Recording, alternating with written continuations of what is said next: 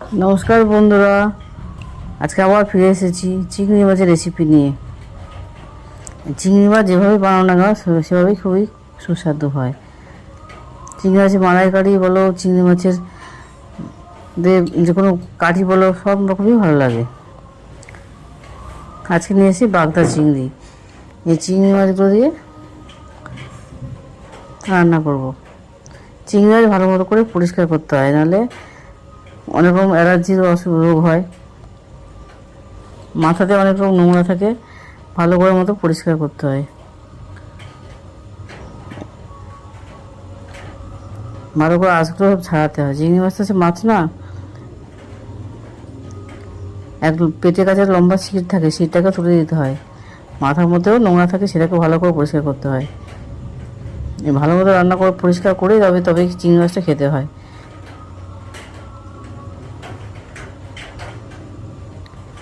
চিংড়ি মাছগুলো প্রথমে পরিষ্কার করে নিচ্ছি।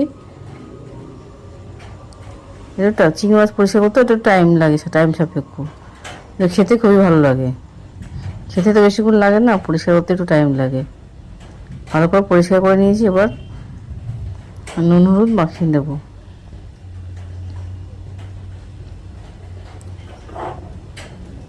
অল্প পরিমাণ নুন দিয়ে আর হলুদ দিয়ে ভালো করে মাখিয়ে নিলাম।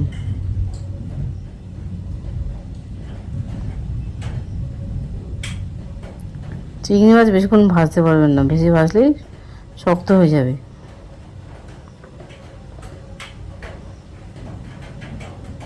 কড়াইতে তেল দিয়ে দিলাম।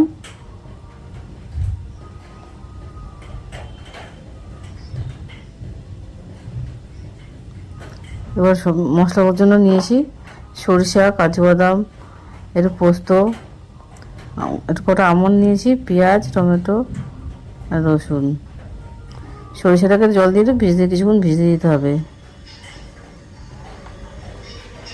এবার তেল গরম হয়ে গেছে, চিংড়ি মাছগুলোকে এবার ভেজে নেব।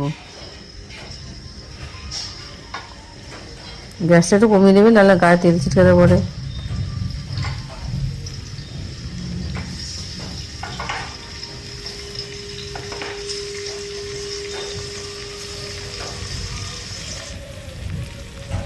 চিংড়ি মাছটা এক পাশে ভালো মতো ভাজা হয়ে গেলে এবার তুলে নেব। কড়াই দিয়ে মাছগুলো তুলে নিচ্ছি।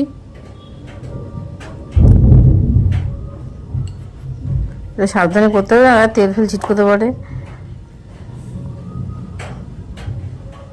বেশি ভাজার দরকার নেই।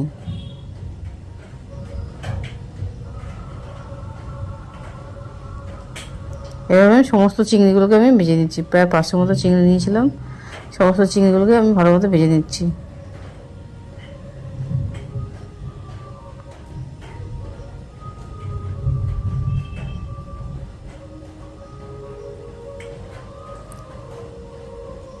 এক পিঠে হয়ে গেলে এক পিঠে উল্টে পাল্টে দেবো।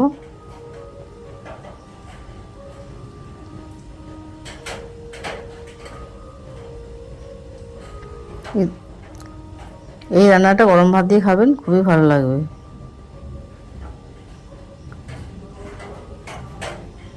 রুটি দিয়েও খেতে পারবেন, মাখা মাখা হবে। মাখা মাখা বেশ ভালো মাখা মাখা হবে, রুটি দিয়েও খেতে পারবেন। রুটি দিয়ে, নান দিয়েও খেতে পারবেন।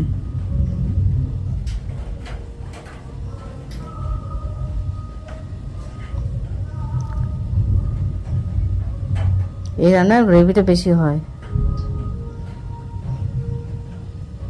এবার পেঁয়াজগুলোকে কুচি দিয়েছি, পেঁয়াজ টমেটো কুচি, এবার মিক্সিতে পেস্ট করে নেব।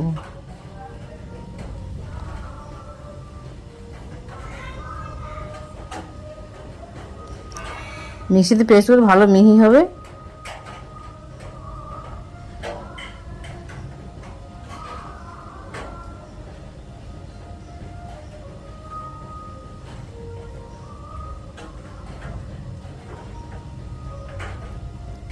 এবার সরিষা পোস্ত যে দিয়েছিলাম সেটাকে আবার আলাদাভাবে মিক্সিতে পেস্ট করে নিচ্ছি।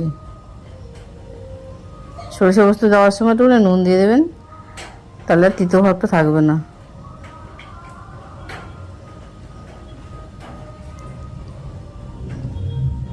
এই কাজু বাদাম দেওয়াতে চিংড়ি মাছের অতীব সুস্বাদু হয়ে যায়। যে কোনো বাদাম দেবেন, দেখুন খেতে খুবই স্বাদ হয়ে যায়, স্বাদটা পাল্টে যায়। যে কোনো মাছের রান্না স্বাদটাই পাল্টে যাবে এই বাদাম দিলে।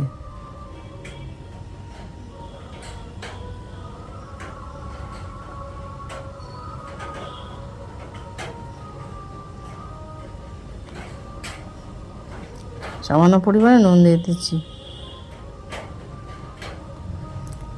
ওই কড়াতে আবার তেল দিয়ে আমি রান্না করছি। একটু গরম মশলা, তেজপাতা ফোড়ন দিয়ে দিলাম।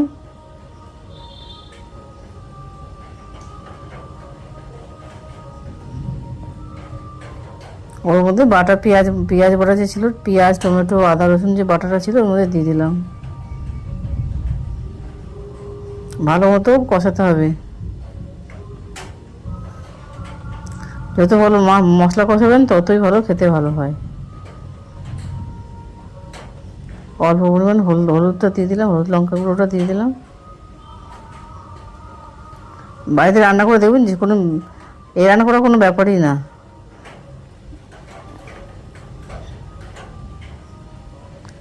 বাড়িতে যেসব জিনিসপত্র থাকে সেই সব জিনিসপত্র দিয়ে রান্না হয়ে যায়।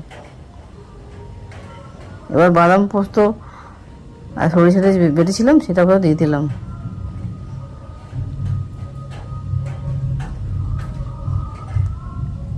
পরিমাণ মতো নুনটাও দিয়ে দিয়েছি।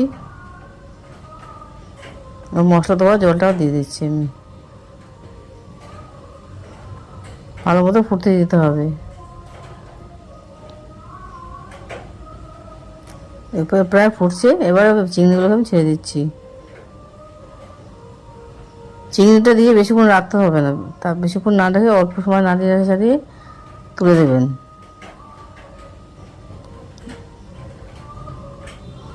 শেষে একটু চিনি দিয়ে দিলাম। রান্নার যে কোনো শেষে একটু চিনি দিয়ে দেবেন, খাওয়ার রান্নাটা স্বাদটাই পাল্টে যাবে।